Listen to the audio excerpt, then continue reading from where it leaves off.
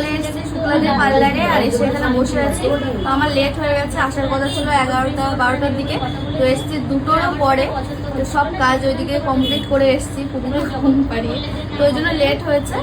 আর বৌদি আসবে, তারপরে আমার মানে যা যা করবো শুরু হবে। এইদিকে একজন বসেছে, এইদিকে সব মানে কি বলবো হেয়ার স্টাইল চলছে এইদিকে ওইদিকে। 1 বছর আগে এসছি আমি পার্লারে, আবার 1 বছর পরে এলাম, অনেকদিন পরে।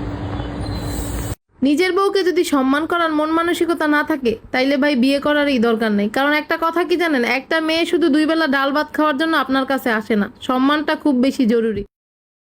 পৃথিবীতে সব থেকে দামি সম্পর্ক কোনটি জানেন? সেটা হচ্ছে স্বামী স্ত্রী। কারণ এই পৃথিবীর শুরুতে বাবা মা ভাই বোন এরা কিন্তু আসেনি, সর্বপ্রথম এসেছিল স্বামী স্ত্রী। আর জান্নাতে কিন্তু কেবলমাত্র স্বামী স্ত্রী একসাথে থাকতে পারবে।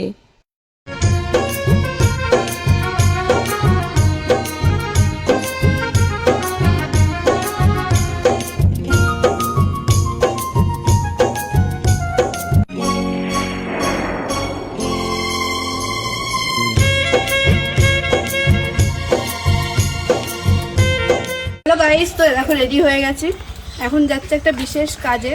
চলো ওখানে গিয়ে তোমাদেরকে দেখাবো। আশা করছি তোমরাও অনেক খুশি হবে যে আমি কোথায় যাচ্ছি।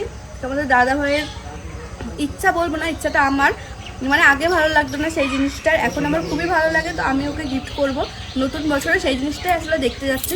তো চলো যা যা, গাড়িতে যাবো বলে এখনো সোয়েটার পরিনি, সোয়েটার নিয়ে যাচ্ছি, পরে পরবো। গাড়িতে গেলে সোয়েটার পরতে লাগেও না।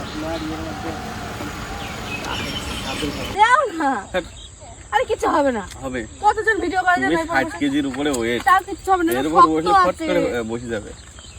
আমার গাড়ি তুমি দিবা? না তুমি দিবা না, আমি উঠে পড়বো। সব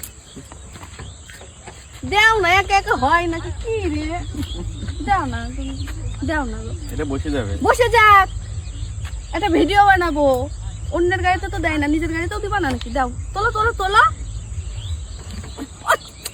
দেখো মনে আর চাচ্ছে না তো। তো এই দেখো শাড়িটা খুলে ভাবলাম ড্রেসটা আমি কখন পরবো। তো ড্রেসটা খুবই সুন্দর এসছে, আর আমার খুব ভালো লেগেছে ড্রেসটা। তো তোমাদের কেমন লাগে জানিও আমাকে পরে।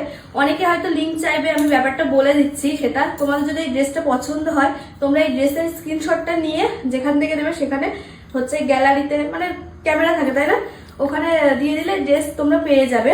তো এই দেখো ড্রেসটা এরকম কুচি কুচি দেয়া, কেমন লাগছে গো? ভালো লাগছে? ভালো লাগছে। হ্যালো, তো দেখো এখন আমি যাচ্ছি একটু পার্লারে। মানে সব কিছুর জন্য টাইম আছে, আমার নিজের জন্য টাইম নেই। 5 মাসের বেশি হয়ে গেল আমি পার্লারে যাই না।